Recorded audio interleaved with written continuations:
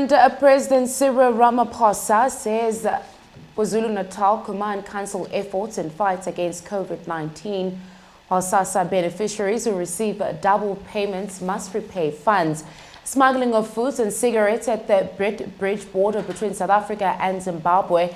The Fair Trade Independent Tobacco Association takes the government to court over its decision to ban the sale of cigarettes. Ramaphosa's transport companies forced to change the operating strategies amidst COVID-19. And that is me, Violo Tumguelo. You're watching Morning Express on Galaxy News on Star Set. These are your headlines as we take a look at them. President Cyril Ramaphosa lauds KwaZulu-Natal Command Council efforts in fight against COVID-19 and SASSA beneficiaries who received double payments told to repay funds. And Fair Trade Independent Tobacco Association takes government to court over its decision in regards to a ban on the sale of tobacco-related products. And in sports, New Zealand Rugby announces the appointment of its new. And President Cyril Ramaphosa expressed his satisfaction at the state of readiness and level of preparedness of the KwaZulu-Natal province in combating COVID-19 as the number of positive cases in the country surpasses the 7,500 mark on Tuesday. Ramaphosa briefing the press as he's wrapped up his visit to KwaZulu-Natal. He said that he was highly impressed at how the province has handled coronavirus. Had managed the process of dealing with the crisis on hand from health point of view and various measures undertaken to flatten the curve and minimize the inflation rates. Let's take a look at this video. Issues that they are managing and how they are managing the process of dealing with the crisis that we have on hand from a health point of view, the various measures they are taking to ensure that we continue flattening the curve, minimizing the infections as much as we possibly can, and also the communication and the public education when it comes to informing people about the importance of social distancing, about wearing of masks and washing of hands, because those are the key elements that are going to make us ensure that we flatten the curve of infections.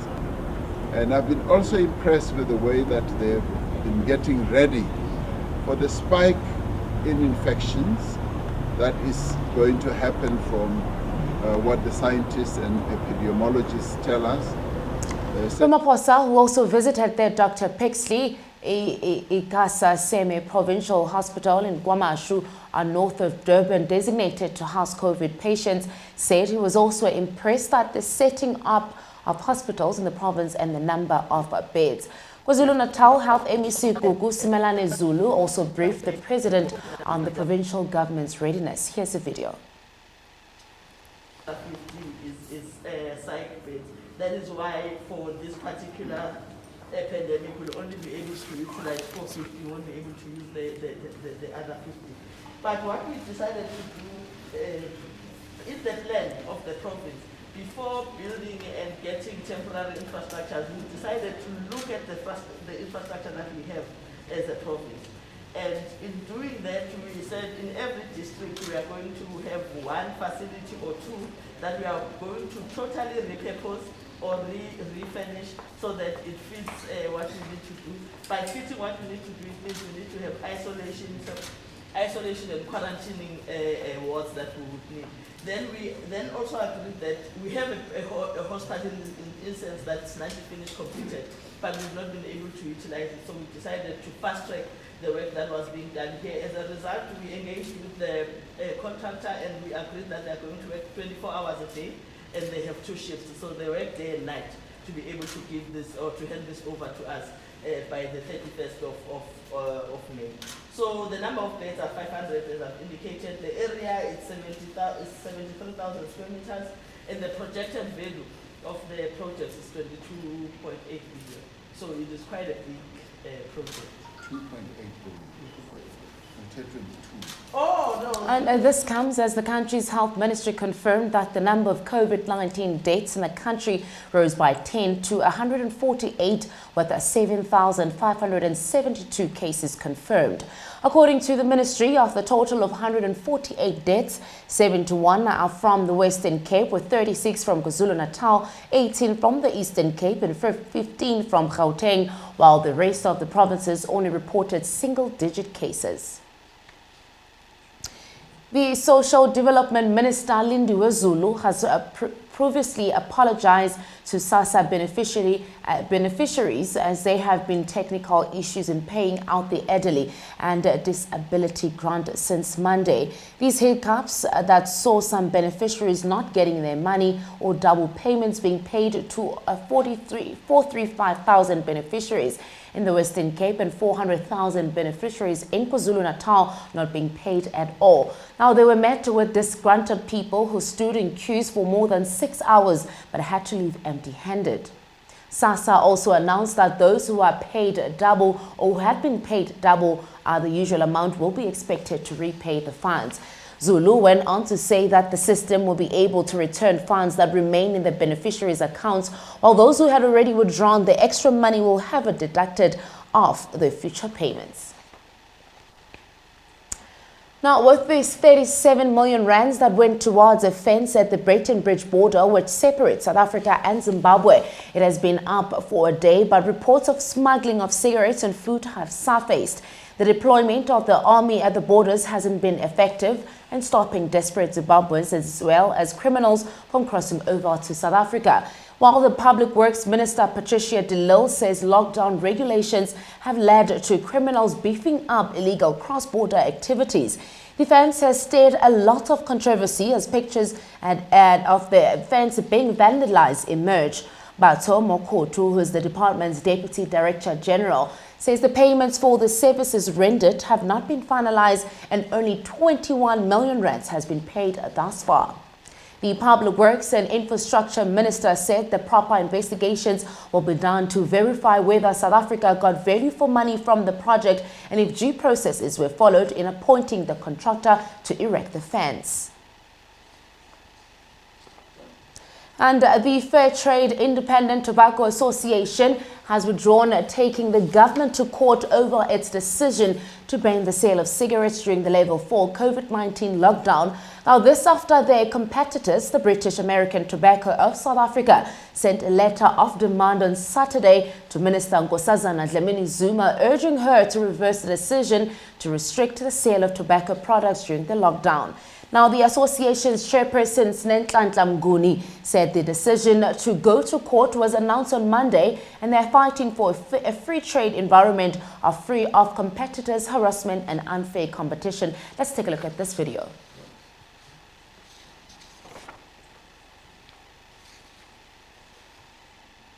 Well, we seem to have technical issues with that video, but you know where to get it in our website. While President Cyril Ramaphosa on Monday, in his weekly newsletter, to the notion that said it was expected that a decision like this was a one to bound, rather cause controversy, and stressed that every regulation the government has put in place has been carefully considered. And 5 weeks into lockdown, transport sector and distribution companies are reporting varying levels of impact on their businesses, while several companies also had to change the manner in which they function in order to save costs. While the chief executive of the Road Freight Association, Gavin Kelly, said he has seen a significant decline from the start of the lockdown, he went on to say that it has had a negative impact on delivery of essential products and services. While with the Gautrain having resumed its operations and airlines has still been grounded, the transport sector says it has undergone many changes since the start of the lockdown. Umpefo Onofrempok, CEO of Transport Education Training Authority, he elaborated on how his sector will be impacted during and after the lockdown. And Morning Express quickly goes to a short break. You stay tuned for more news and updates. Remember, you are watching Galaxy News on Starset.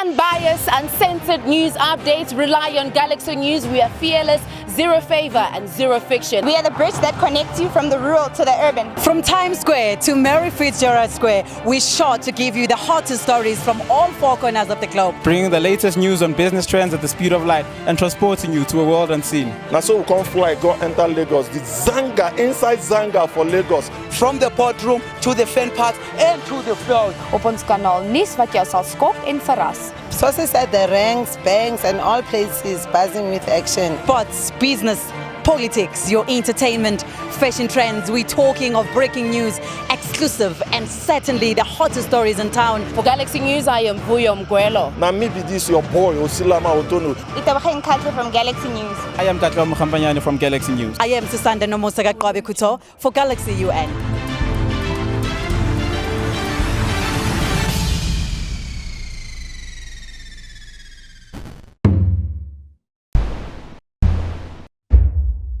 Asbayiskele mthina.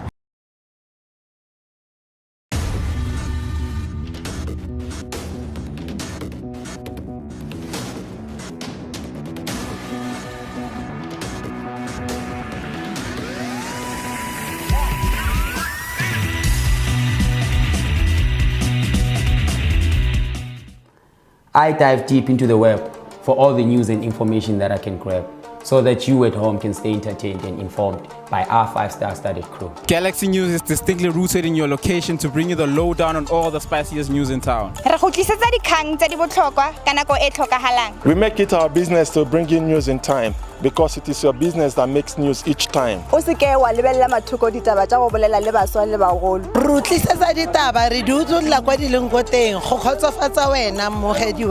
Kududuma kunetha iGalaxy Universal News kuphathela indaba zishushu. Sinilethele indaba eyishisayo ukusuka nokuhlala isiqalo nesiphetho asikhethi hlangothi futhi ke asiqambi namanga sizokutshela zona bukhoma khona la ku Galaxy News. Galaxy News. Galaxy News. From Galaxy News.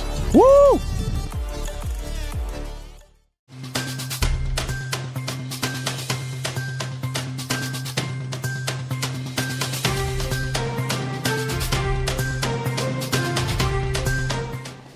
And welcome back to Morning Express. While SARS Commissioner Edward Kesweta outlined the effect of the virus that has on its operation, SARS has missed its revenue collection target in February last year by 66 billion rands.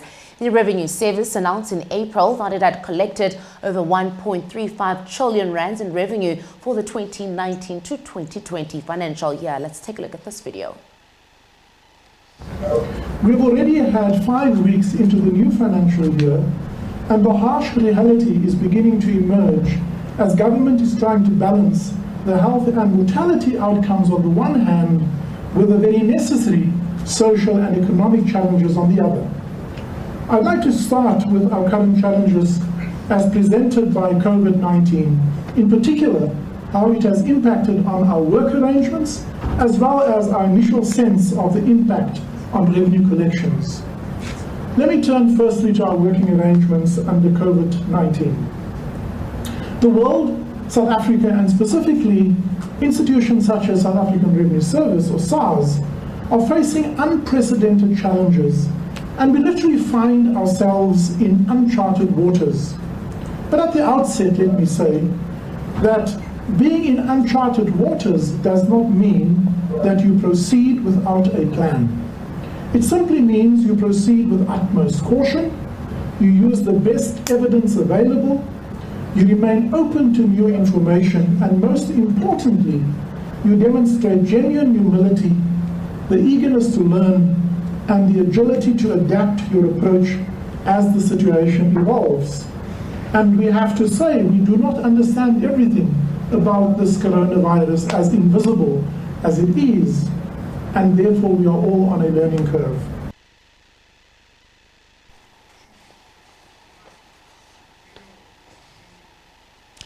And personal income tax was the main source of revenue. It made up less than 40% of the total figure. The contribution of corporate tax and value-added tax shrank as businesses and consumers continue to struggle in the country's tight economy. While still in Africa, Nigeria's Minister of Employment and Labour Mohammed Ben Omar died at the age of 55 on Sunday, and causes of his passing are still unknown.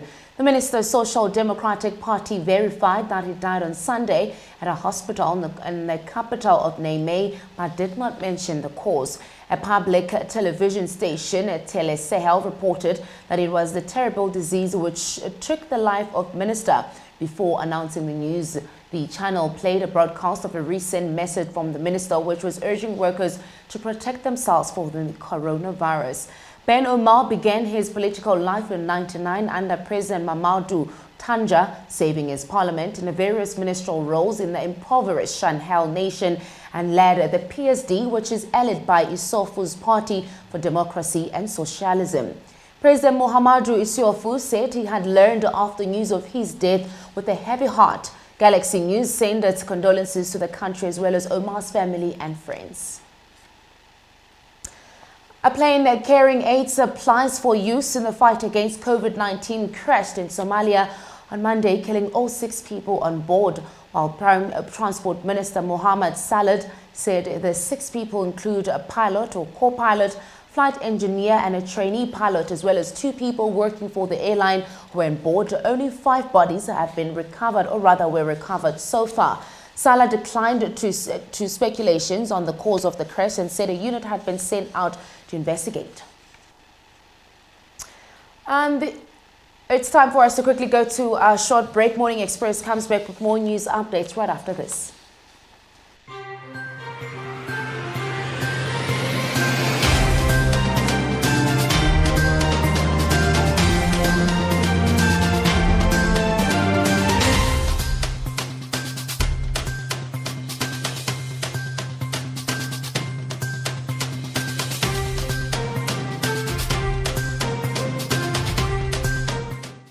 For unbiased, uncensored news updates, rely on Galaxy News. We are fearless, zero favor and zero fiction. We are the bridge that connects you from the rural to the urban. From Times Square to Mary Fitzgerald Square, we're sure to give you the hottest stories from all 4 corners of the globe. Bringing the latest news on business trends at the speed of light and transporting you to a world unseen. Now so we come fly, go enter Lagos, the Zanga, inside Zanga for Lagos. From the boardroom to the fan park and to the floor. Op ons kanaal nuus wat jou sal skok en verras. Sources at the ranks, banks and all places buzzing with action. Sports, business, politics, your entertainment, fashion trends. We're talking of breaking news, exclusive and certainly the hottest stories in town. For Galaxy News, I am Vuyo Mgwelo. Now maybe this your boy, Osilama Otono. Untitled from Galaxy News. I am Katla Mkhambanyane from Galaxy News. I am Sisanda Nomosaga Kwabe Kuto for Galaxy UN.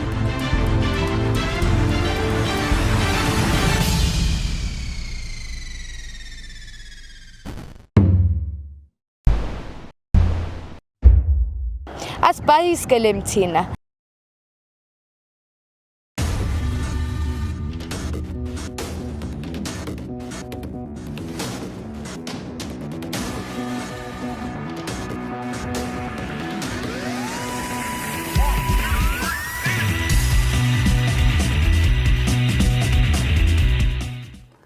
I dive deep into the web for all the news and information that I can grab, so that you at home can stay entertained and informed by our 5-star studded crew. Galaxy News is distinctly rooted in your location to bring you the lowdown on all the spiciest news in town. We make it our business to bring in news in time, because it is your business that makes news each time.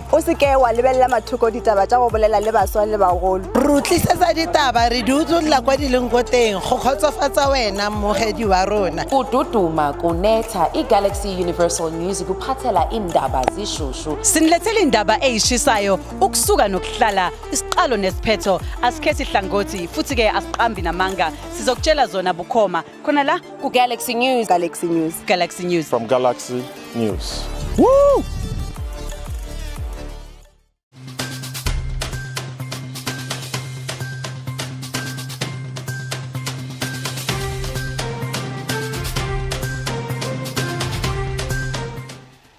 And welcome back to Morning Express with that story that we promised to bring you now. We know that as 5 weeks into lockdown, The transport sector and distribution companies are reporting varying levels of impact on their businesses, while several companies have had to change the manner in which they function in order to save costs.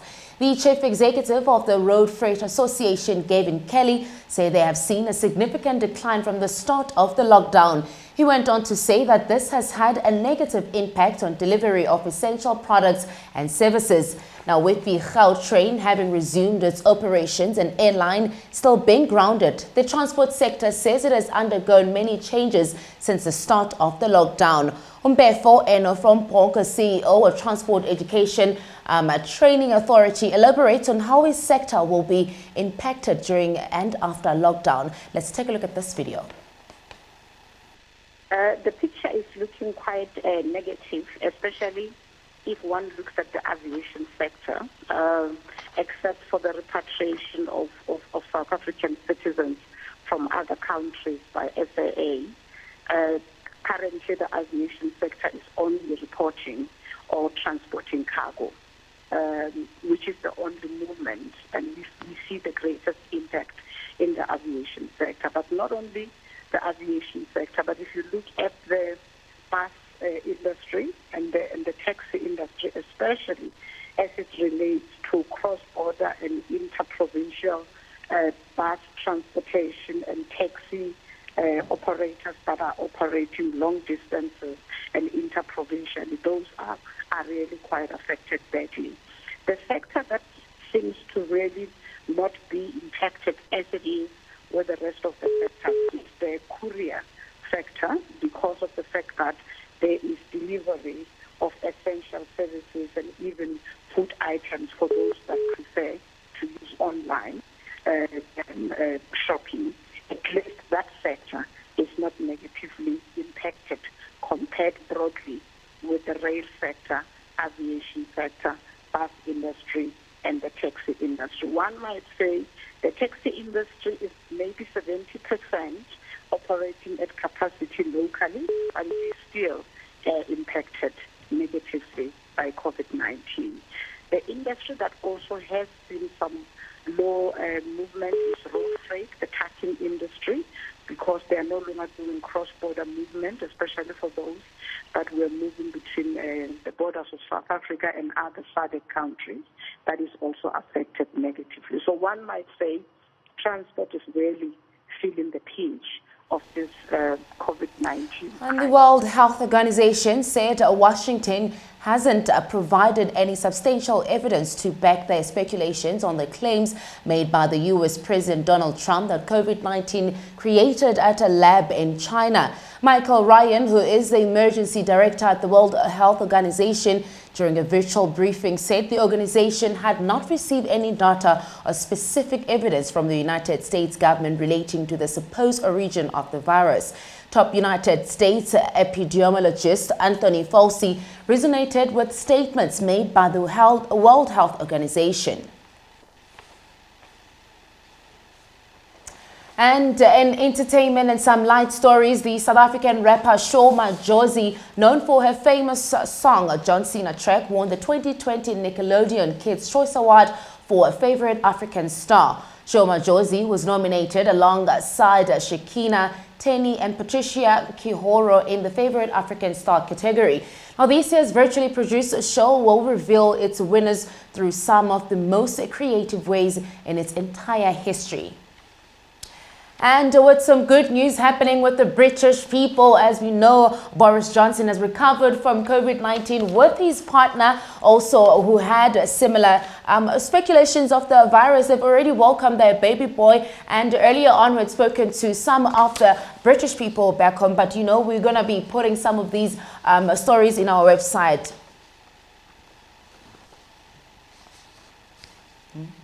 And in sports soccer, the Cape Town City chair John Comets dismissed the speculations over the loss of players to bigger clubs as a result of the pandemic. Comets said in an interview on Tuesday, at this point, the club was only consolidating its position, that they were not going to do too much because they're trying to ensure that they can sustain their current structures. Commenters added that as one of the moment, and depending on how things unfold in the next 2 months, they have no intention of selling Emilia Dove and Kemet Erasmus to log leaders Kaizer Chiefs and will need them to bolster their team to bounce back the next season after having bowled tremendously this year. And former Congolese and skulk of forward defender Henrik Kamba, who was presumed dead after an alleged car crash in his home country, has been found alive. Now, Kamba thought to have died in January 2016 while signed to Etaya of VfB House, who at the time had confirmed the news of the horror crash. However, in a miraculous turn of events, the player now, who's 33, was spotted in Germany alive and seemingly having started a new life. Oh wow, pandemic.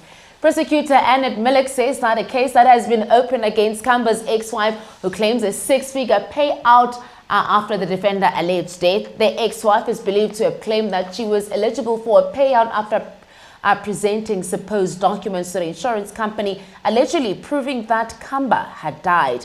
According to Bill.de, Kamba, who is following a strenuous process to return to Germany, has since resettled after being granted asylum and residency rights, and is now working as a chemical technician for an energy supply company. Well, I guess with those stories coming up with sports, you might as well send us your funny stories for sports players. And while in rugby, Chiefs captain Saif Ekem was announced as the new All Blacks skipper, replacing number 8 Kieran Reid. The New Zealand men's national rugby team announced on Tuesday. The 28-year-old loose forward, who has made close to 70 test appearances since his June 2012 debut as a 20-year-old against Ireland in Christchurch, has long been touted as a replacement for Reid and had previously captained the side at World Cup when he became the 5th youngest captain in a match against Namibia at the age of 23.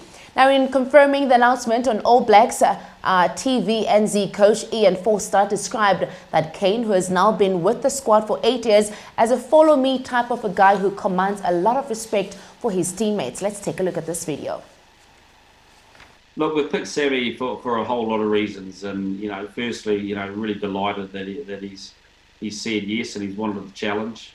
And I've known him for a long time. I've seen him sort of grow up in this All Black environment. He came in at a young age, and he's been there 8 years now, and he's been part of the leadership group, I think, for at least 6 years, maybe even 7. And he's been able to study the leadership of the All Blacks under the likes of Richie, and then on with Rito. So he's had some really good models to work from. But the last few years, really see him grow really comfortable in his own skin about who he is, and not afraid to challenge and to question. I think Sam likes clarity, and if he's not really clear, or he feels the team's not clear on things, then he will ask a lot of questions. And so a bit frustrating at times, but that's the beauty of him as a captain. So I'm delighted. He's a follow me type guy. He's got a lot of respect from the players, and for us it was there was some really good other options. There would have been a few other guys I think he could have been great captains as well, but